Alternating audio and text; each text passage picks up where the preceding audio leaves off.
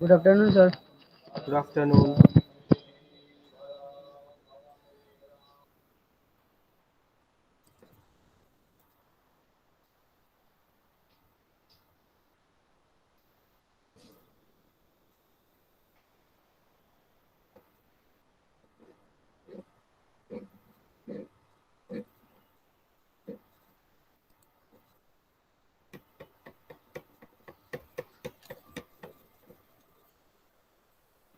Screen दिख रहा है ना?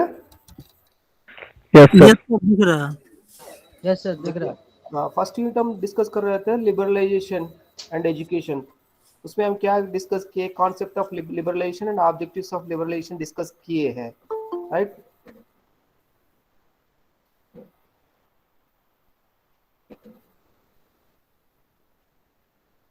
एलपीजी पॉलिसी भी डिस्कस किए। ओके, लिबरलाइजेशन मतलब क्या होता है ये भी डिस्कस किए। Progressive elimination of government control over economic activities is known as liberalisation. और मेजर एलिमेंट्स भी डिस्कस किए। इसमें delicensing, foreign investment, foreign technology imports, industrial location, liberal taxation. Objectives of liberation भी डिस्कस किए। Reforms, क्या क्या reforms हुआ लिबरलेशन से। deregulation of the industrial sector, financial sector reforms, tax reforms, foreign exchange reforms, trade and investment policy reforms, external sector reforms, foreign exchange reforms, foreign trade policy reforms। यहाँ तक कल discuss किए। आज हम ये डिस्कस करने जा रहे हैं what is the need for liberalisation of education.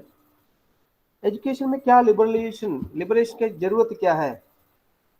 Education में एजुकेशन को लिबरलाइज करने की क्या जरूरत है? Liberation of education. देखिए, मैंने बताया इंडिया में इकोनॉमिकली लिबरलाइज हुआ मगर एजुकेशनल लिबरलाइज नहीं हुआ। एजुकेशनल लिबरलाइज इसलिए नहीं हुआ, India is economically liberal but not in education. Why? Because education जो है बहुत सारा रिजिड है। Education is not flexible. देखिए, हायर एजुकेशन में अगर देखा जाए तो अगर बीईडी कोर्स रन करना बहुत सारा परमिशन लेना पड़ता है। NCT recognition, UGC affiliation, university approval, इस तरह बहुत सारा बहुत सारा एजेंसी ऑर्गेनाइजेशन से अप्रूवल लेना पड़ता है। Therefore education is a rigid one. Education is not flexible और गवर्नमेंट भी नहीं चाहता है लिबरलाइज करने के लिए। इसलिए नहीं चाहता है, फंडामेंटल राइट है, कॉम्प्लेक्सिटी है। फंडामेंटल कॉन्स्टिट्यूशन में लिखा गया है, कॉन्स्टिट्यूशन में 6 to 14 ईयर्स तक जो है यूनिवर्सलाइजेशन ऑफ एलिमेंट्री एजुकेशन एक गवर्नमेंट का, ये कॉन्स्टिट्यूशन में जो भी प्रोविजन दिया गया है उसको फुलफिल करना है। इसलिए गवर्नमेंट चाहता है एजुकेशन को लिबरलाइज नहीं करना चाहता है। मगर इकोनॉमिकली लिबरल होने के बाद बहुत सारा एजुकेशन में भी चेंजेस आया है। इनडायरेक्टली इकोनॉमिक में रिफॉर्म होने के बाद बहुत सारा जो फंडिंग एजेंसीज इन्वेस्ट करने के लिए कोशिश करता है। एजुकेशन में भी, इंडिया में एजुकेशन में भी वर्ल्ड बैंक और बहुत सारा फॉरेन कंट्रीज एजुकेशन में इन्वेस्ट किया गया है। ओके, जब एजुकेशन में इन्वेस्ट किया जाता है तब जो है लिबरलाइजेशन है। इकोनॉमिकली रिफॉर्म होने के बाद उसका इम्पैक्ट, पॉजिटिव इम्पैक्ट एजुकेशन में भी होता है। ओके, क्या नीड है, क्या जरूरत है लिबरलाइज करने का? देखिए, आपको याद होगा 2010 में यूपीए गवर्नमेंट, जब कपिल सिबाल जो है एमएचआरडी मिनिस्ट्री थे, ह्यूमन रिसोर्स डेवलपमेंट मिनिस्टर थे कपिल सिबाल, पार्लियामेंट में एक बिल लेकर आया है, foreign university bill, foreign education bill. Foreign universities India में खोलने के लिए क्या जरूरत थी इंडिया में फॉरेन यूनिवर्सिटी खोलने का? देखिए, फॉरेन यूनिवर्सिटीज अगर इंडिया में खोला जाता है तब जो है वहां $10 मिलियन कार्पस फंड की वजह यहां इन्वेस्ट करना पड़ता है। 10 मिलियन $10 मिलियन यूनिवर्सिटी खोलने के लिए 10 कॉर्पस फंड जमा करना पड़ता है। ये एक तरह फंड रेजिंग है। ये जो 100% फॉरेन डायरेक्ट इन्वेस्टमेंट है, अपना देश में फिस्कल डेफिसिटी बढ़ाने के लिए, इकोनॉमिक पोटेंशियल बढ़ाने के लिए एजुकेशन की भी लिबरलाइज किया गया है। अगर एजुकेशन इंडस्ट्रियल हो जाता है तब इंडस्ट्रियल एक्ट में आएंगे एजुकेशन भी। इसी तरह यूनिवर्सिटी खोलने के लिए industrial act article 25, industrial act जो कंपनीज रजिस्टर्स एक्ट रहता है आर्टिकल 25 में, कॉन्स्टिट्यूशन में आर्टिकल 25 में एक जो है इंडस्ट्री खोलने के लिए आर्टिकल 25 में एक रजिस्ट्रार रहता है, उसके जरिए से परमिशन लेकर स्टार्ट करना होगा। कंपनी रजिस्टर्ड एक्ट कहते हैं, कंपनी रजिस्टर एक्ट। आर्टिकल 21 है कॉन्स्टिट्यूशनल राइट है एजुकेशन के लिए। आर्टिकल 25 के अंडर जो है कंपनीज रजिस्टर एक्ट, उसके अंडर एजुकेशन भी आ जाता है। उसमें नॉन प्रॉफिटेबल एजेंसीज को जो है इंस्टीट्यूशन खोल सकते हैं। उसमें पार्लियामेंट में डिस्कशन हुआ, लोकसभा में पास हुआ, मगर यहाँ राज्यसभा में डिस्कस होने से पहले वो लेफ्ट पार्टीज जो है, सोमनाथ चटर्जी, लेफ्ट पार्टीज इसको एगेंस्ट किया गया है, वहीं खत्म हो गया। मगर फॉरेन एजुकेशन बिल ले आने से पहले भी इंडिया में foreign universities, India university collaborate करके कुछ कोर्सेस चलाते हैं, कुछ कोर्स चलाता था। मगर ये फॉरेन यूनिवर्सिटी एक्ट आने के बाद क्या होगा, फॉरेन यूनिवर्सिटीज या इंडिया में डायरेक्ट ओपन कर सकते हैं। मगर एक कंडीशन ये है, जो भी कमाते हैं यूनिवर्सिटी खोल के, जिसमें जो फीसेस वगैरह आते हैं वो उनका देश को नहीं भेजना, जो प्रॉफिट आता है इंडिया में ही खर्च करना रूल है। मगर पैसा फंड जनरेट होंगे, इंडिया में जनरेट होंगे, फिर पैसा भी यही खर्च करना। एक फैसिलिटी दिया गया है, जो भी रिसर्च एजेंसीज रिसर्च फंडिंग कर सकते हैं, वो जो रिसर्च फंडिंग में उसमें जो पैसा कमाते हैं वो उस देश को बेच सकते हैं। मगर फीस की जरिया जो भी आएंगे इसी देश में खर्च करना रूल है। मगर वो फाइनल में बिल जो राज्यसभा तक नहीं गया, फिर गवर्नमेंट बदल गया है, उसी तरह किया गया। मतलब मेरा कहने का मतलब है लिबरलाइजेशन इनडायरेक्टली जो है एजुकेशन के ऊपर इम्पैक्ट हो रहा है, मगर एजुकेशनल लिबरलाइज नहीं है, इकोनॉमिकली लिबरलाइज्ड है। फिर भी एजुकेशन कंपनी एक्ट के अंदर आ रहा है। कंपनी एक्ट के अंडर आने के बाद जो non governmental agencies, non religious agencies, non profit organisations educational institutions खोल सकते हैं। That is liberalisation of education, non profitable. Okay, इस तरह बहुत सारा आप देख सकते हैं। पहले भी यहाँ का नेहरू भी, अंबेडकर हो, गांधी हो, सब बाहर जाके पढ़कर आया है। अगर फॉरेन यूनिवर्सिटीज इंडिया में खोला जाता है, हर साल इंडिया से 1.5 लाख बाहर जा रहा है हायर एजुकेशन के लिए, फॉरेन कंट्रीज जा रहा है, वहां 1.5 लाख हर साल जो है। यहाँ फॉरेन यूनिवर्सिटीज इंडिया में अगर खोला जाता है, 1.5 लाख बच्चा वहां जाके हायर एजुकेशन परस्यू करने, जो पैसा वहां खर्च किया जाता है वो पैसा यहाँ बचेगा। इस तरह इकोनॉमिकल पोटेंशियल करने के लिए, बाहर का कॉर्पस फंड यहाँ इन्वेस्ट करने के लिए, जो इंस्टीट्यूशन से कमाते हैं वो भी यहाँ खर्च करने के लिए, इस तरह देश का इकोनॉमिक बढ़ाने के लिए फॉरेन यूनिवर्सिटी एक्ट लेकर आया है, मगर वो पास नहीं हुआ है। जो लेफ्टिस्ट पार्टीज भी उसको एगेंस्ट किया गया है, वो लोग भी फॉरेन यूनिवर्सिटी से पढ़ के आया है।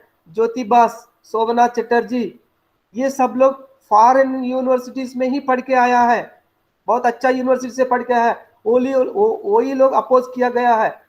सोमनाथ चटर्जी जो MHRD मिनिस्टर, कहने का आर्ग्यूमेंट ये है कि अगर 1.5 लाख हर साल बच्चा वहां जा रहा है उनका पैसा भी बचेगा, उन्होंने अपना देश में भी पढ़ाई होगा। कुछ बच्चा फॉरेन कंट्रीज चले जाता है, वहां रेसिज्म वगैरह चले जाता है, ऑस्ट्रेलिया कंट्री में व्हाइट ब्लैक्स वगैरह ये सब जो है चलता है, ये उसी से भी बच्चा लोग बच सकते हैं। और जो भी अक्वायर किया जाता है डिग्रीज, वो वर्ल्ड वाइड जो है एक्सेप्टेबल होगा। ओके, इसी तरह चेंजेस लाने की कोशिश किया गया है, पहले भी फॉरेन यूनिवर्सिटी से कोलैबोरेट करके डिग्रीज देता था, मगर डायरेक्ट खोलने के लिए दिया 2010 में। इसी तरह लिबरलाइजेशन का इम्पैक्ट जो है एजुकेशन में भी हुआ है। ओके, क्या नीड है, ये हम इसी तरह पैसा जो है बचाने के लिए, गवर्नमेंट का डेप्ट बर्डन कम करने के लिए, एजुकेशन इंस्टीट्यूशन में कॉम्पिटेंस बढ़ाने के लिए, अगर देखिए फॉरेन यूनिवर्सिटी यहाँ खोला जाता है, फिर जो है एम्प्लॉयमेंट जैसा देश में आईआईटीज है, आईआईएम्स है, आईआईटीज आईएमए में सैलरीज यूजीसी स्केल से अलग रहता है, हाईएस्ट सैलरीज पे किया जाता है। अगर यहाँ फॉरेन यूनिवर्सिटीज अगर खोला जाता है इंडिया में, जो आईआईटी का प्रोफेसर यहाँ वहां से रिजाइन करके यहाँ अभी आ सकते हैं। मतलब इसी तरह चेंजेस, कल्चरल चेंजेस भी आएंगे। इंडिया कल्चर, अब इंडियन यूनिवर्सिटी का इंडियन कल्चरल जो है करिकुलम में रहता है। अगर फॉरेन यूनिवर्सिटी से यहाँ इंडिया में खोलने के बाद फिर उनका कल्चरल चेंजेस भी आएंगे, और इसके साथ साथ आपका फीस का भी कंट्रोल भी नहीं रहेंगे। फिर आपका क्वालिटी बढ़ाने के लिए आईआईटीज वगैरह रिपीटेड इंस्टीट्यूशन से टीचिंग कम्युनिटी माइग्रेट हो जाएंगे। इसी तरह ये भी नहीं कह सकते हैं बहुत स्टैंडर्ड यूनिवर्सिटी यहाँ आएंगे, ऐसा नहीं है। और कुछ ऐसा यूनिवर्सिटी से एवरेज यूनिवर्सिटी भी यहाँ आके खोल सकते हैं, फिर क्वालिटी घट जाएंगे। मतलब इस तरह बहुत सारा एडवांटेजेस डिसएडवांटेजेस है, मगर लिबरलाइजेशन, इकोनॉमिक में लिबरलाइजेशन होने के बावजूद भी एजुकेशन में भी इंपैक्ट हो रहा है। क्या है वो हम यहाँ डिस्कस करेंगे। What is the need for liberalisation of education? देखिए, to generate a constant stream for funding to facilitate a research based career. देखिए, हर चीज आगे बढ़ने के लिए रिसर्च का जरूरत रहता है, रिसर्च करने के लिए फंडिंग चाहिए, हर चीज में रिसर्च। देखिए, अगर चेंज होता है तब रिसर्च का जरूरत रहता है। जैसा फॉर एग्जांपल, अगर आपका बीपी ब्लड प्रेशर कितना होना चाहिए उतना अगर रहे तो प्रॉब्लम नहीं है। अगर बीपी रेज हो रहा है, फ्लक्चुएट हो रहा है, क्या वजह होगा, सब रिसर्च होते रहता है। कोरोना रिसर्च, कैसा आया, कैसा डेवलप हो रहा है वायरस, उसके लिए वैक्सीन क्या है। और एजुकेशन में भी रिसर्च, 1 साल का डिग्री, बीएड डिग्री 2 साल से फिर इंटीग्रेटेड। जो भी चेंजेस होता है, चेंजेस जो है नेचर है, चेंज इज डायनामिक है, हमेशा चेंज होते रहता है। चेंज क्यों हो रहा है उसके ऊपर रिसर्च है, हर जगह रिसर्च होते रहता है। रिसर्च के लिए, अच्छा सोसाइटी के लिए रिसर्च हमेशा होते रहता है। रिसर्च करने के लिए फंडिंग चाहिए। इंडिया जो है रिसर्च करने में 25th प्लेस में है। क्वालिटी रिसर्च में अगर देखा जाए तो 25th, वर्ल्ड में 25th प्लेस है। ये 25th प्लेस से आगे जाने के लिए फंडिंग का जरूरत है। रिसर्च करने के लिए पैसा चाहिए, पैसे के लिए पैसा कौन देगा? फिर फंडिंग, पैसा की बात आता है, फिर liberalisation, economic reforms. Education rigid है, फ्लेक्सिबल नहीं है। फिर रिलैक्सेशन, इसमें भी relaxation. Non governmental organisation, religious, non profit organisations, इस नाम से एस्टैब्लिश करके, कंपनी एक्ट से परमिशन लेके एस्टैब्लिश करके फिर क्या किया जाता है? बिजनेस। ये है, मगर कॉन्सेप्ट ये है, पैसा जो जनरेट करने के लिए, रिसर्च को फंडिंग जनरेट करने के लिए, फंडिंग ऐसा है इस साल दिया गया अगले साल नहीं है, फिर 2 साल दिया तीसरा साल नहीं है, उस तरह नहीं, कांस्टेंट, हमेशा रिसर्च के लिए फंडिंग अलोकेट करने के लिए, फंड को जनरेट करने के लिए लिबरलाइजेशन होना चाहिए। पैसा कुछ जो देने वाला है, मानो में देखिए, मानो में जो गोल्ड मेडल दिया जाता है, स्टेट बैंक ऑफ इंडिया एक गोल्ड मेडल दिया जाता है, इंडियन ओवरसीज बैंक वाला भी जो है एक गोल्ड मेडल दिया जाता है। मतलब इस तरह बाहर लोग भी यहाँ एजुकेशन के ऊपर जो खर्च करके, इन्वेस्ट करके जो है प्रमोट कर रहा है। अगर आप रिसर्च करना चाहता है, बहुत सारा टाटा सोशल साइंसेस इंस्टीट्यूशंस आपको फंडिंग दिया जाएगा। अगर आपका रिसर्च प्रपोजल अच्छा है, वर्थफुल है, सोसाइटी का यूजफुल है, कोई तो फंडिंग देगा। फंडिंग देने के लिए कुछ रूल्स रहता है, रूल्स को एलिमिनेट करना, ये है लिबरलाइजेशन।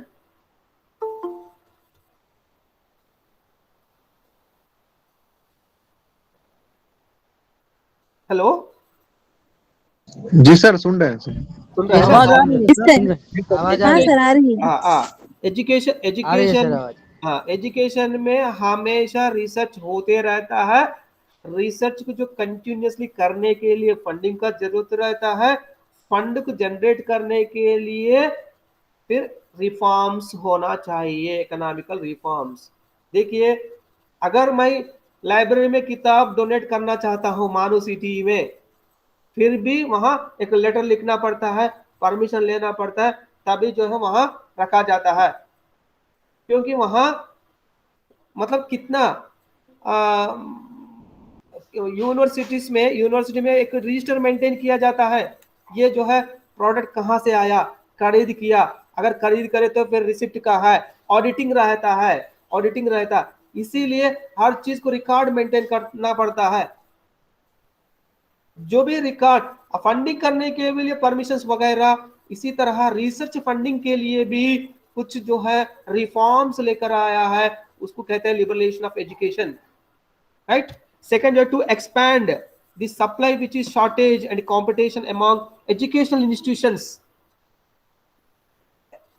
लिबरलाइज होने के बाद बहुत सारा इंस्टीट्यूशंस को एक्सपैंड कर सकते हैं। और गवर्नमेंट देखिए, यहाँ बीदर में और एक बीएड कॉलेज का जरूरत है, मगर बीएड कॉलेज खोलने के लिए टीचर रिक्रूटमेंट जरूरत है। ओके, ट्राइबल स्टूडेंट्स, ट्राइबल बच्चों को पढ़ाई करने के लिए एक ट्राइबल जो है यूनिवर्सिटी चाहिए, एक रिसर्च बता रहा है। ओके, इस तरह रिसर्च बेस्ड जो रिजल्ट आता है, उसकी जरिया एक्सपैंड करने के लिए, इंस्टीट्यूशंस को एक्सपैंड करने के लिए क्या क्या होना चाहिए, फंडिंग होना चाहिए। गवर्नमेंट के पास पैसा नहीं है, फिर क्या किया जाता है, प्राइवेट लोगों के लिए खोलने के लिए परमिशन दिया जाता है। तब क्या होगा, प्राइवेट इंस्टीट्यूशंस बहुत सारा एक्सपैंड होगा। जो शॉर्टेज है, एजुकेशनल इंस्टीट्यूशन शॉर्टेज है, गवर्नमेंट के पास पैसा नहीं है खोलने के लिए, तब क्या किया जाता है, दूसरा लोगों को दिया जाता है। तब जो है रिफॉर्म किया जाता है, रूल्स को रिफॉर्म किया जाता है, रूल्स को एलिमिनेट किया जाता है। तब जो है इंस्टीट्यूशन को एक्सपैंड कर सकते हैं। जब एक्सपैंड होने के बाद, एक्सपेंशन होने के बहुत सारा इंस्टीट्यूशन आता है, उसके अंदर कंपटीशन बढ़ जाता है।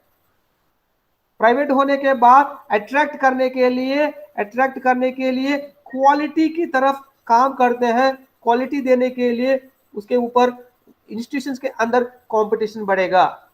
इसीलिए लिबरलाइजेशन है, liberalisation of education to expand the supply which is shortage. अभी कमी है, उसको एक्सपैंड करने के लिए पैसा चाहिए, पैसा मतलब इकोनॉमिक, फिर and competition among educational institutions. To get boost with education sector become a large chunk of economic source. Education sector को बूस्ट करने के लिए इकोनॉमिक सोर्स चाहिए, इसके लिए लिबरलाइजेशन है। एक यूनिवर्सिटी खोलना, एक कॉलेज खोलना, infrastructure facilities, recruitment, human resources, ये सब जो है ये इकोनॉमिक सोर्स है।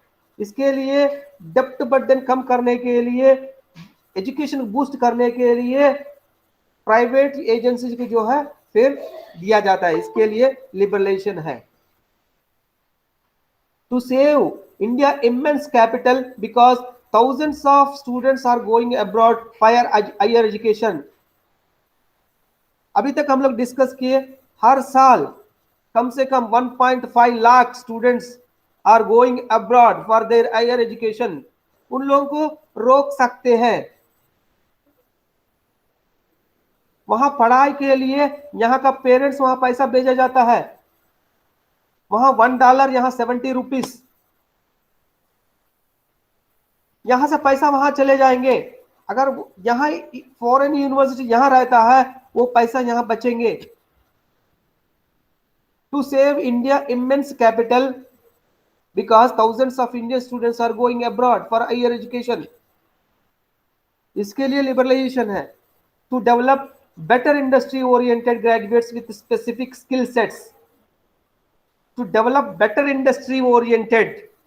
अगर लिबरलाइज किया जाता है, सिर्फ गवर्नमेंट इंस्टीट्यूशंस नहीं है, प्राइवेट फंडिंग इंस्टीट्यूशंस भी है, फॉरेन फंडिंग इंस्टीट्यूशंस भी है, तब क्या होगा?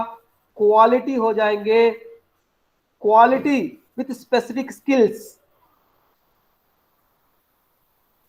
ओके, आपका कोर्स में स्किल्स डेवलप करते हुए ग्रेजुएट्स को तैयार किया जाएगा. उसी तरह प्रमोट करने के लिए लिबरलाइजेशन है.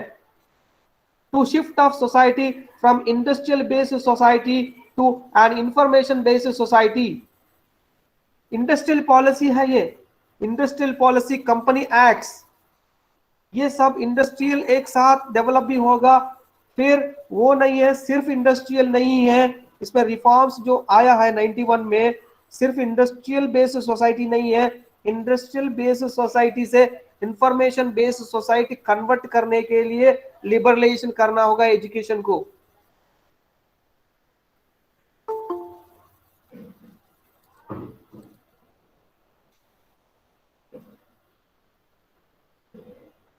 ओके, इंडस्ट्रियल बेस्ड पॉलिसी कहते हैं. Industrial based policy, industrial companies भी आएंगे, प्रोडक्ट तैयार करने के कंपनीज भी आएंगे. उसके लिए इकोनॉमिक रिफॉर्म्स किया गया है. फिर एजुकेशन को शिफ्ट करने के लिए, एजुकेशन की तरफ शिफ्ट करने के लिए भी एजुकेशन को लिबरलाइज करना होगा. इसमें एजुकेशन बढ़ाने के लिए क्या चाहिए? आजकल आईसीटी बेस्ड है, इंफॉर्मेशन कम्युनिकेशन टेक्नोलॉजी आजकल एजुकेशन में टेक्नोलॉजी यूज कर रहा है और कम्युनिकेशन भी यूज कर रहा है. एक तरफ टेक्नोलॉजी भी बढ़ रहा है. कैसा? देखिए, आपका सिस्टम पहले क्या रहता था? 256 रैम रहता था, 512 रैम हो गया, 1 GB RAM, 2 GB RAM, 4 GB RAM, 8 GB RAM, 16 GB RAM. आपका हार्ड डिस्क की कैपेसिटी भी बढ़ गया है और कॉम्पैक्ट भी हो गया है, छोटा डिवाइस हो गया. पहला बड़ा डिवाइस रहता था. फिर इसके बाद प्रोसेसिंग स्पीड भी बढ़ गया है एक तरफ. दूसरा तरफ कम्युनिकेशन टेक्नोलॉजी, कम्युनिकेशन में भी बढ़ गया है. पहले स्पीड क्या होता था? 2G रहता था, 3G हो गया, 4G हो गया, 5G आने वाला है. एक तरफ इंफॉर्मेशन, एक तरफ टेक्नोलॉजी, दोनों एजुकेशन सेक्टर में यूज कर रहा है. Information based society, information communication technology, vast expansion of knowledge. तब क्या होगा? इंडस्ट्रियल भी डेवलप होगा, उसके साथ जो है इंडस्ट्रियल टेक्नोलॉजी को एजुकेशन में भी धीरे धीरे यूज कर रहा है, इंटीग्रेट कर रहा है. इसीलिए सोसाइटी की जो है इंडस्ट्रियल बेस्ड सोसाइटी से इंफॉर्मेशन बेस्ड सोसाइटी शिफ्ट करना होगा. उसके लिए एजुकेशन लिबरलाइज करना पड़ा.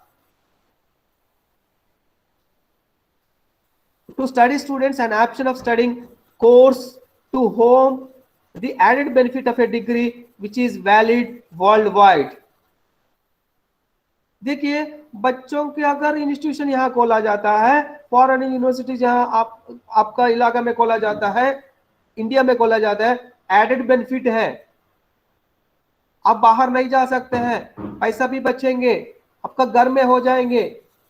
डिग्री आपका घर से ही होगा. फिर आपका डिग्री जो हासिल करते हैं वो वर्ल्ड वाइड एक्सेप्ट किया जाएगा. इसके लिए लिबरलाइजेशन ऑफ एजुकेशन है. This is the need for liberalization of education. Okay, follow कर रहा है ना? जी सर, जी सर। साकिब जमाल है। अरे मैं क्या करता हूँ, अटेंडेंस भी ले लेता हूँ मैनुअल में है? मैं ये भी नहीं है ना, शकर समय नहीं है अभी आ सर हम है सर, जस्ट आया है? कौन? सर हम है अभी सर। शकर समय आया? ओके जी सर। चलिए, शकर समय साकिब जमाल को बोलो। अरे इतना डिस्कस करने के बाद चलिए और एक बार रिपीट करता हूँ, देख लीजिए। Need for liberalisation of education. इधर ही है सर, हम भी सुन रहे हैं। Okay okay okay okay. हाँ, need for liberalisation of education एक बार पढ़ लेता हूँ, ये सब डिस्कस किए हैं। To generate a constant stream of funding to facilitate research के लिए पैसा चाहिए, पैसा के लिए लिबरलाइजेशन है नंबर 1। और इंस्टीट्यूशन का शॉर्टेज है, इंस्टीट्यूशन बढ़ाने के लिए और जो इंस्टीट्यूशंस एस्टैब्लिश करने के बाद उसके अंदर कंपटीशन बढ़ाने के लिए लिबरलाइजेशन है। और एजुकेशन सेक्टर को बूस्ट करने के लिए और इकोनॉमिक जो बढ़ाने के लिए, इकोनॉमी बढ़ाने के लिए, फिर गवर्नमेंट का डेप्ट बर्डन को कम करने के लिए लिबरलाइजेशन है। और इंडिया को पैसा बचाने के लिए, क्योंकि बहुत सारा बच्चा बाहर जा रहा है हायर एजुकेशन करने के लिए। अगर फॉरेन इंस्टीट्यूशन यहाँ रहता है वो पैसा यहाँ बचेंगे, इसके लिए लिबरलाइजेशन है। और बेटर इंडस्ट्री, जो भी स्किल्स हैं, स्किल्स मतलब सेपरेट इंस्टीट्यूशंस जैसे ट्राइबल यूनिवर्सिटी है, टीचर एजुकेशन यूनिवर्सिटी है, फिजिकल एजुकेशन यूनिवर्सिटी है, स्पेसिफिक स्किल्स ग्रेजुएट्स को तैयार करने के लिए, उसी तरह स्पेशलाइज कोर्स देने के लिए, उसमें स्किल्स जो है बढ़ाने के लिए। क्योंकि बहुत सारा ग्रेजुएट्स जो है ना बाहर है, अनएम्प्लॉयड ग्रेजुएट्स है। क्यों? आप जो एजुकेशन एक्वायर कर रहा है जॉब से कोई सुटेबल नहीं है, फिर जॉब को आप अलग से कोर्स करना पड़ रहा है, आप स्पेसिफिक स्किल्स डेवलप करना पड़ रहा है। आप जो पढ़ाई किया गया है और जो जॉब कर रहा है जॉब ओरिएंटेड कोर्स नहीं है, फिर जॉब के लिए अलग से करना पड़ रहा है। ये सब क्या होगा? Private universities, private institution, school अगर लिबरलाइज किया जाता है क्या होता? बेटर इंडस्ट्री, इसके स्पेशलाइज्ड इंस्टीट्यूशंस एस्टैब्लिश होगा, स्पेसिफिक स्किल्स बढ़ेगा, उसे जो है उसके लिए लिबरलाइज करना पड़ा। To shift society from industrial based society to an information based society. Industrial revolution आया, इसके बाद बहुत सारा इंडस्ट्रीज हो गया है। इंडस्ट्रियल रेवोल्यूशन जो है एजुकेशन में भी इम्पैक्ट हुआ, टेक्नोलॉजी। ओके, फिर टेक्नोलॉजी की एजुकेशन में भी इस्तेमाल कर रहा है, यूज कर रहा है। इसीलिए क्या हो गया है, इंडस्ट्रियल सोसाइटी से फिर शिफ्ट किया गया है इंफॉर्मेशन बेस्ड सोसाइटी।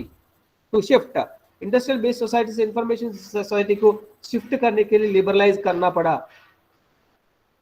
अपना घर के अंदर जो है कोर्स करके फिर जो भी कोर्स हासिल कर लेता है वो वर्ल्ड वाइड वैलिड हो गया, उसके लिए लिबरलाइजेशन करना पड़ा।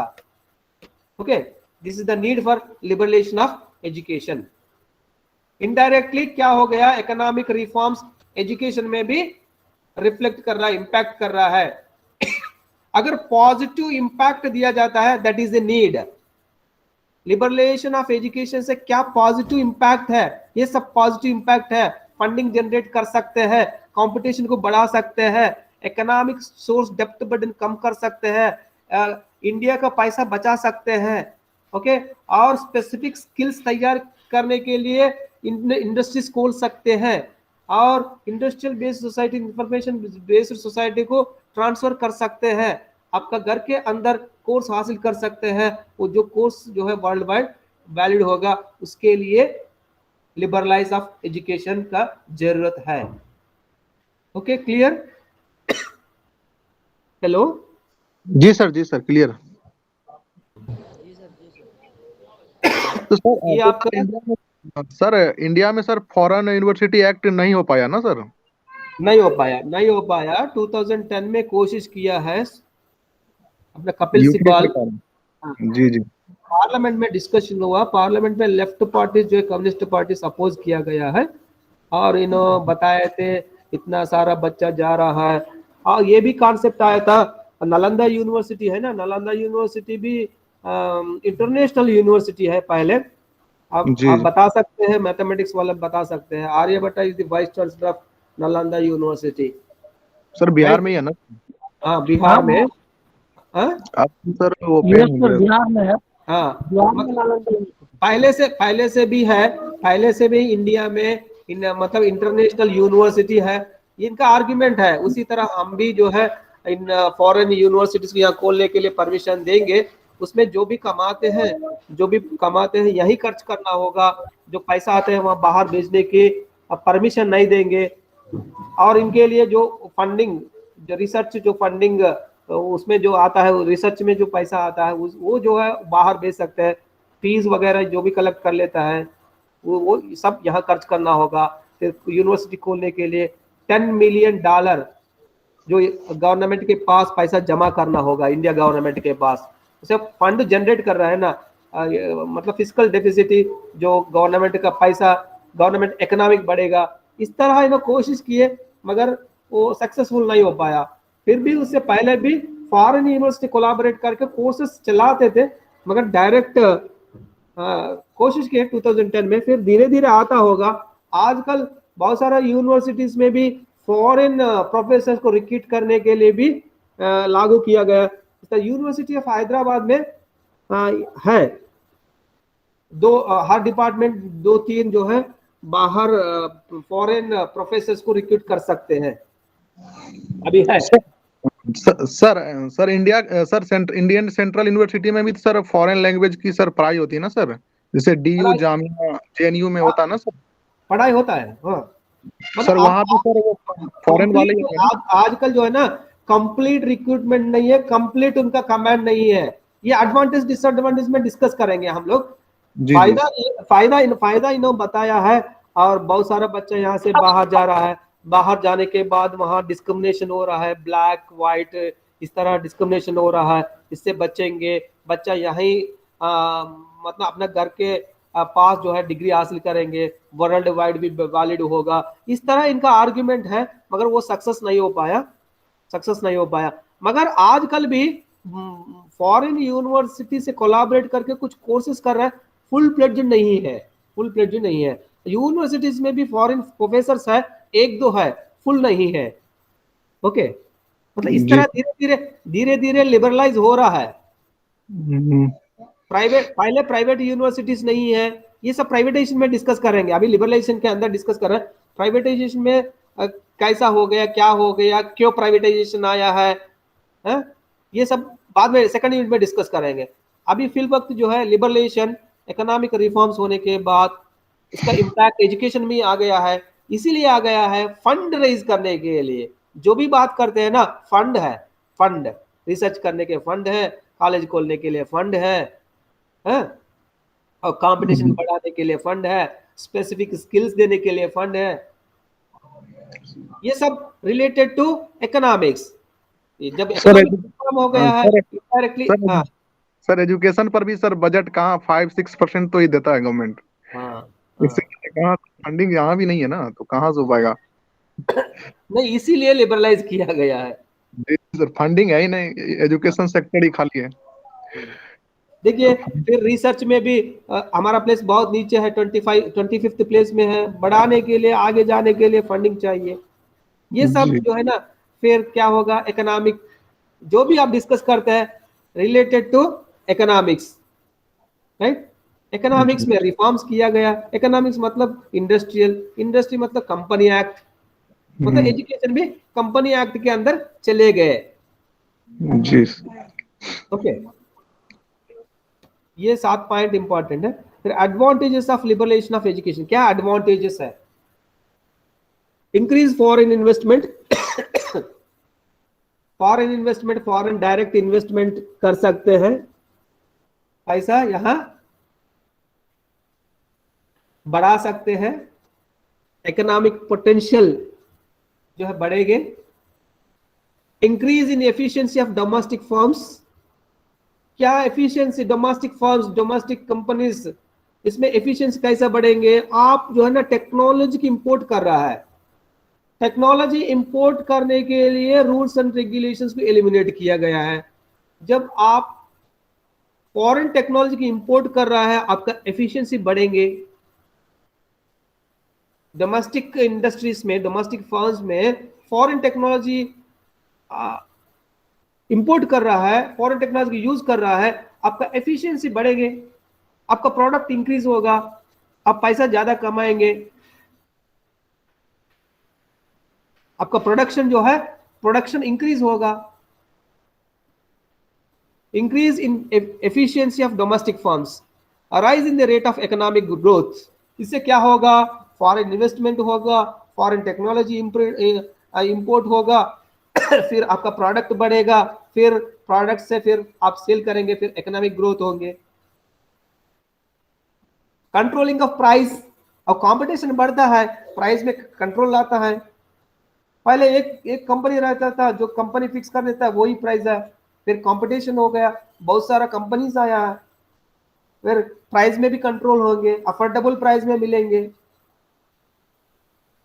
देखिए टेक्नोलॉजी भी बढ़ गया है, इंफॉर्मेशन भी बढ़ गया है, आजकल हर एक जो है अफोर्ड कर सकते हैं लैपटॉप खरीद करने में, हर एक जो है मोबाइल, अच्छा तरह मोबाइल खरीद कर सकते हैं, अफोर्डेबल प्राइस में मिलेंगे।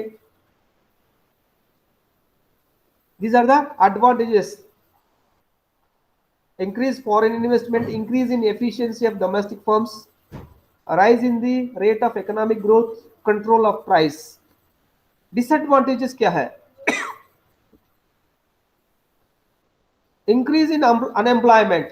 देखिए जब जो है प्राइवेट आता है और फॉरेन यूनिवर्सिटीज आता है और प्राइवेट नॉन गवर्नमेंटल ऑर्गेनाइजेशंस आता है, वो क्वालिटी देखा जाता है, हर एक को जो जॉब नहीं दिया जाता है, फिर क्या होगा? अनएम्प्लॉयमेंट बढ़ेंगे। अगर फॉरेन यूनिवर्सिटी यहाँ खोला जाता है, लोकल टीचर्स को सेलेक्ट नहीं किया जाए, अपना जो फैकल्टी जो है वो लोग रिक्रूट किया जाएंगे, तब क्या होगा? यहाँ अनएम्प्लॉयमेंट बढ़ेंगे। इंक्रीज इन अनएम्प्लॉयमेंट, उनका कल्चर, उन लोगों का रिक्रूटमेंट होगा, तब यहाँ का लोग जो है नेग्लेक्ट किया जाएगा, तब क्या होगा? अनएम्प्लॉयमेंट बढ़ेंगे। Increase in unemployment, loss of domestic unit, और फॉरेन टेक्नोलॉजी की यूज कर रहा है। पहले क्या होता था, जो भी रोड का काम देख लीजिए, रोड में रोड बढ़ाने के लिए क्या करता था लोग? मैन एट वर्क, आप बोर्ड देखता होगा, मैन एट वर्क। अभी क्या होगा? मशीन्स आ गया है, बुलडोजर्स आ गया है, समझ रहे हैं ना? मतलब कम टाइम में ज्यादा काम कर रहा है। ओके, तो लोगों का जो है जरूरत नहीं है। आजकल man are net work, machines are at work. Loss of domestic unit, यहाँ देश का जो भी प्रोडक्ट तैयार होता है उसका धीरे धीरे क्या हो जाएंगे? मैंने बताया कल का एग्जांपल, आईडीपीएल कंपनी, धीरे धीरे लोग, इंडिया का कंपनी है इंडियन ड्रग्स फार्मास्यूटिकल लिमिटेड, वो बंद हो गया। लॉस ऑफ डोमेस्टिक यूनिट, बंद पड़ा। गवर्नमेंट नहीं चाहता है पैसा खर्च करने के लिए, पैसा देने के लिए, धीरे धीरे बंद हो गया। जो जमीन है आईडीपीएल का जमीन और किसी और को जो है रेंट पे दे दिया है, लीज पे दे दिया, उससे पैसा कमा रहा है। और एम्प्लॉयमेंट में एम्प्लॉयमेंट खत्म हो गया, कंपनी बंद हो गया, फिर एम्प्लॉयमेंट जो खर्च करने के लिए वो भी पैसा मिलेंगे। जो लैंड पड़ा हुआ है वो भी किसी और को जो है लीज को दिए, उसमें भी कमा रहा है। इस तरह डोमेस्टिक यूनिट खत्म हो जाएंगे। सर बेरोजगारी बढ़ जाएगी ना सर, इसका मतलब ये वो पहला पॉइंट इसलिए हम लिखे हैं, इंक्रीज इन अनएम्प्लॉयमेंट। जी सही। Next, increase dependence on foreign nations. देखिए अगर फॉरेन टेक्नोलॉजी की इंपोर्ट कर रहा है, फॉरेन लोग को रिक्रूट कर रहा है, पूरा फॉरेन के ऊपर डिपेंड हो रहा है, फिर क्या होगा, आपका कुछ नहीं रहेगा। आपका इंडस्ट्री में, आपका टेक्नोलॉजी में कुछ फॉल्ट होगा, जब तक तो सही नहीं होता तब तक आपका कंपनी प्रोडक्ट बंद हो जाएंगे। ज्यादा डिपेंडेंसी होगा, increase dependence on foreign nation, ज्यादा उनका कल्चर यहाँ आ जाता है, अपना कल्चर खत्म होता है, अपना डोमेस्टिक इंडस्ट्री खत्म होता है, अनएम्प्लॉयमेंट बढ़ जाता है, फिर इस तरह unbalance development of sectors. Sir जिस तरह से ईस्ट इंडिया कंपनी की सर एस्टेब्लिश हुआ था भारत में, तो पूरा हो गया था बेरोजगारी, उसी तरह हो जाएगा सर। हाँ, उसी तरह धीरे धीरे सब उसी तरह हो रहा है ना। एक दो कंपनी होगा, एक दो कंपनी होगा, ये सब धीरे धीरे वो भी खत्म होने जाने वाला है। सर आत्मनिर्भर भारत कहाँ गया सर? हैं? आत्मनिर्भर भारत सर। आप क्या कहते हैं, सब जो है ना, आप एयरपोर्ट से लेकर राइलवेज भी पहले गवर्नमेंट रहता था, वो भी धीरे धीरे प्राइवेट हो रहा है। अब तो अडानी ग्रुप हो गया sir, Adani group, Adani already railway. Metro का तो प्राइवेट ही है। इंडियन राइलवेज है ना, इंडियन राइलवेज में आपको पता नहीं है, आईआरसीटीसी है ना, आईआरसीटीसी गवर्नमेंट नहीं है। जो आप टिकट बुक करते पहले था ना सर? नहीं, टिकट बुक करते ना आप आईआरसीटी से, वो प्राइवेट है सर। वो रेलवे का नहीं है, पता है आपको, वो एजेंसी है। जी सर सर। हम सोच रहे थे वो एजेंसी कौन है? रेलवे में जो एम्प्लॉयज रिटायर हुआ ना, वो लोग एस्टैब्लिश किए गया है, वो डायरेक्ट नहीं है, गवर्नमेंट नहीं है वो आईआरसीटीसी। मतलब धीरे धीरे उसको क्या किया जाता है, प्राइवेट की तरफ किया जाता है। वो आपको समझ में आएंगे, पहले लिबरलाइजेशन, फिर प्राइवेटाइजेशन, फिर ग्लोबलाइजेशन, सब लिंक करके हम पढ़ाएंगे। ओके, फिर क्या होगा, unbalance development of sector. Liberalise करने के बाद, इकोनॉमिक रिफॉर्म्स आने के बाद क्या हो गया है, अनबैलेंस डेवलपमेंट ऑफ सेक्टर्स। जैसा इंडस्ट्रियल है, कंपनीज है, क्या जिसमें प्रॉफिट होगा वही इंडस्ट्रियल ओपन होगा, बाकी सेक्टर्स को नेग्लेक्ट किया जाएंगे, तब जो है अनबैलेंस्ड होगा। समझ रहे हैं ना? जिसमें इंजीनियरिंग कॉलेजेस में बहुत प्रॉफिट है, सब इंजीनियरिंग कॉलेजेस खोलेंगे, बीए बीकॉम बीएससी बंद हो जाएंगे। सर जिस तरह से सर अभी बीएड ट्रेनिंग कॉलेज खुल रही है सर हर एक स्टेट में, बिहार में तो खूब खुल रहा है प्राइवेट सेक्टर वाले। अब अभी सर काफी खुल रहा है सर, 4 साल का। जी सर, जिस तरह इंजीनियरिंग कॉलेज की तरह हो गया है सब। हाँ, देखिए कभी जो है ना, इस तरह क्या कहा जाता है, एक्सपैंड किया जाता है, बहुत सारा होता, क्वालिटी घट जाता है। जी सर, क्वांटिटी रह जाएगा। हाँ, क्वांटिटी अगर नंबर बढ़ेंगे ना, क्वांटिटी बढ़ेगा ना, क्वालिटी कम हो जाएंगे। हाँ, देखिए क्या किया गया है, पहले क्या होता था, बीएड कॉलेजेस को टीचर रिक्रूटमेंट का जरूरत है, टीचर रिक्रूटमेंट का जरूरत, तब जो है प्राइवेट कॉलेजेस आया, प्राइवेट टीचर ट्रेनिंग कॉलेज आया। प्राइवेट टीचर ट्रेनिंग कॉलेज खोलने के लिए रूल्स एंड रेगुलेशंस, जो एनसीटी है, अपेक्स बॉडी, एनसीटी क्या किया गया, रूल्स एंड रेगुलेशंस को थोड़ा सा रिलैक्स कर दिया, that is liberalisation of education. पहले क्या होता था, इतना एकड़ चाहिए, इतना इंफ्रास्ट्रक्चर चाहिए, इतना ह्यूमन रिसोर्स चाहिए, ये सब कंडीशंस रहता था, norms and regulations, norms and rules of establishing a teacher training college. क्या हो गया, टीचर रिक्रूटमेंट है, इतना स्कूल्स में, इतना, ये भी फिर क्या लिबरलाइजेशन प्राइवेटाइजेशन में आएंगे। क्या कह रहा है कॉन्स्टिट्यूशन, क्या कह रहा है, वर्ल्ड बैंक क्या कह रहा है, सब बच्चा स्कूल में रहना, 6 to 14 बच्चा स्कूल में रहना। उसके लिए क्या करना चाहिए, हर 1 किलोमीटर रेडियस में स्कूल होना चाहिए, हर 1 किलोमीटर स्कूल में स्कूल्स एस्टैब्लिश करना है। बहुत सारा स्कूल्स को कंस्ट्रक्ट करना पड़ा, उसके लिए पैसा चाहिए, पैसा वर्ल्ड बैंक दिया। किसके लिए दिया, क्लासरूम्स कंस्ट्रक्ट करने के लिए, एटलीस्ट 2 क्लासरूम, फिर 2 टीचर रिक्रूट करने के लिए। इनडायरेक्टली क्या हो रहा है, कहाँ कंस्ट्रक्शन एजुकेशन सेक्टर डेवलप हो रहा है, पैसा कौन दे रहा है, वर्ल्ड बैंक।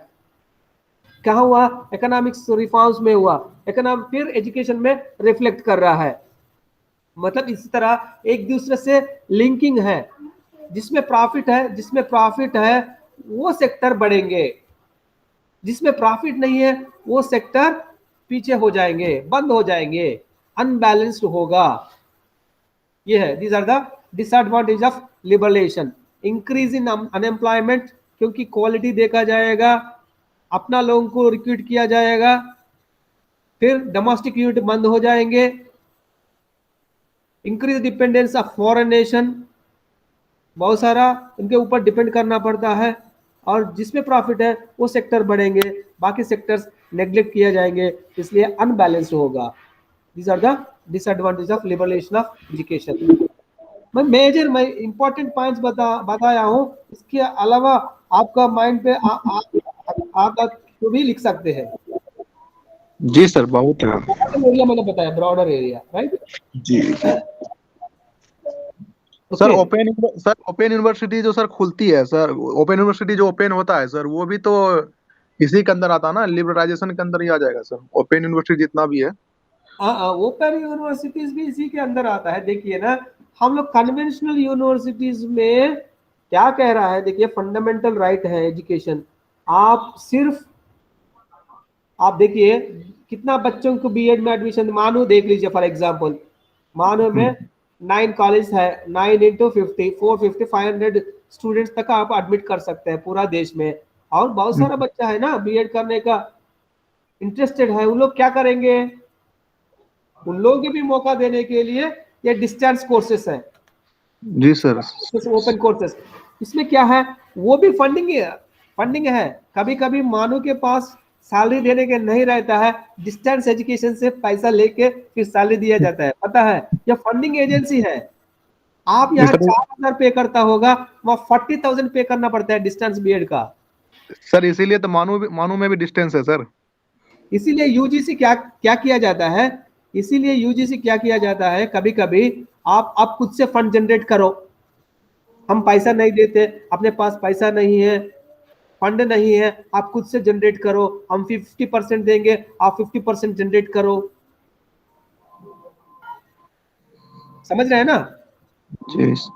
वो 50% फंड जनरेट करने के लिए यूनिवर्सिटीज क्या किया जाता है, दोनों मोड में चला जाता है, एक रेगुलर मोड, एक डिस्टेंस मोड। डिस्टेंस मोड पैसा कमाने का है,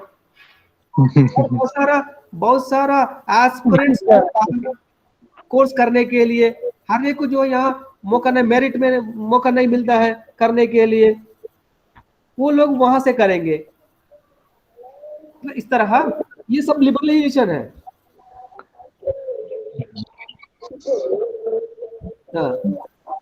बोलिए साकिब सर बोलना चाह रहा कुछ। साकिब देखिए, अभी 1.3 तक हम डिस्कस किए, 1.1 1.2 1.3। नेक्स्ट क्लास में फर्स्ट यूनिट आपका कंप्लीट हो जाएंगे, रोल ऑफ एजुकेशन। एक मिनट अभी हम 3 पॉइंट डिस्कस किए हैं, 1.1 1.2 1.3 1.4 role of education in liberalisation. क्या रोल है, क्या चेंजेस आया है लिबरलाइजेशन होने के बाद, प्राइमरी लेवल में क्या चेंजेस आया, फिर हायर एजुकेशन में क्या चेंजेस आया है, लिबरलाइजेशन इम्पैक्ट क्या है, क्या रोल है, इंक्रीज हो गया, क्वालिटी बढ़ा गया है, डिक्रीज हो गया, ये सब आज अभी तक जो डिस्कस किए लिंक करते हुए 1.4 में नेक्स्ट क्लास में डिस्कस करेंगे। What is the role of education in liberalisation, liberalise करने के बाद क्या स्टेटस है, एजुकेशन का स्टेटस क्या है, बढ़ गया है, घट गया है, ये डिस्कस करेंगे नेक्स्ट क्लास में। अब बताओ साकिब। सर किसी प्राइवेट इंस्टीट्यूशन को खोलने के लिए गवर्नमेंट का क्या इंटरफियर होगा उसमें सर? गवर्नमेंट किसी प्राइवेट इंस्टीट्यूशन को ओपन करने के लिए हमारा क्या रोल्स एंड रिस्पॉन्सिबिलिटी होगा, और गवर्नमेंट का क्या इंटरफियरेंस होगा उसमें? प्राइवेट इंस्टीट्यूशन खोलने के लिए हमारा रोल्स एंड रिस्पॉन्सिबिलिटी क्या होगा वहाँ पे, हमारा उसके लिए रूल्स एंड रेगुलेशन क्या होगा, और जो है तो गवर्नमेंट का इंटरफेरेंस क्या होगा वहाँ पे। आप साकिब थोड़ा सा जोर से बोलिए, मेरे को समझ में नहीं आया। प्राइवेट इंस्टीट्यूशन खोलने के लिए सर रूल्स ये एंड कह रहे हैं हाँ सर कह रहा है कि प्राइवेट रेगुलेशन। यूनिवर्सिटी खोलने के लिए हमारा रूल एंड रेगुलेशन होगा, और गवर्नमेंट इसमें क्या इंटरफेयर कर सकता है, उसका क्या रूल हो सकता है। हाँ, देखिए, हर एक इंस्टीट्यूशन खोलने के लिए पहले क्या होना चाहिए, आपका जमीन होना चाहिए। जमीन क्या हो कन्वर्ट करना चाहिए, एग्रीकल्चर लैंड से नॉन एग्रीकल्चर लैंड कहाँ से लेकर आना है, वो फिर रेवेन्यू से ले आना पड़ता है। कंपनी एक्ट के कंपनी एक्ट के अंडर जाके फिर रजिस्टर करा के आपका जमीन को जो रजिस्टर कंपनी के एक्ट से फिर लेकर आना पड़ता है। लैंड कन्वर्ट करना पड़ता है। लैंड कन्वर्ट करने के लिए क्या किया जाता है, एक जो अ, क्या बोला जाता है, एक एक सोसाइटी बनना है। एक सोसाइटी आपका नाम से जमीन है, आप डायरेक्ट इंस्टीट्यूशन को नहीं खोल सकते। फॉर एग्जाम्पल मैं बताता हूँ, शाहीन स्कूल है। शाहीन स्कूल एक नाम से नहीं होता, शाहीन सोसाइटी से रहता। जो भी एजुकेशन इंस्टीट्यूशन स्टार्ट करने के लिए एक फर्म होना चाहिए, एक सोसाइटी होना चाहिए। सोसाइटी पहले रजिस्टर करना है। कहाँ रजिस्टर करना, register register of government company register act के अंडर रजिस्टर आपका सोसाइटी रजिस्टर होना। सोसाइटी में क्या रहता, सोसाइटी में एक ट्रेजरर रहता, एक प्रेसिडेंट रहता, वाइस प्रेसिडेंट रहता, हाँ, और सेक्रेटरी रहता, सेक्रेटरी ऑफ द सोसाइटी, ये मेंबर्स रहता, उसका रेजोल्यूशन रहता। ओके, सबका दस्तखत से फिर सोसाइटी में कंपनी एक्ट के रजिस्टर करना पड़ता। फिर क्या हो गया, रजिस्ट्री होने के बाद उस सोसाइटी के नाम से लैंड रजिस्टर होना, लैंड कन्वर्ट करना एग्रीकल्चर से नॉन एग्रीकल्चर।